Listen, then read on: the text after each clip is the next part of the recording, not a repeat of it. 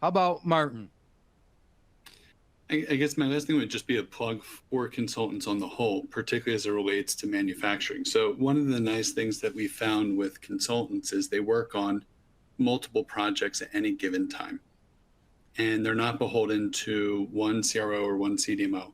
So we've generally found that consultants have a much better temperature read on where costs are going, where bottlenecks are in the market, which companies are doing well, what great team was at one CDMO and now all of a sudden they're at a different one. And so because of the scope and the amount of projects they can handle at one time, they really bring a unique perspective to projects that we wouldn't have as a company that has a much more of a singular focus. So I think particularly as it relates to CMC, consultants are in almost all cases for emerging companies the way to go.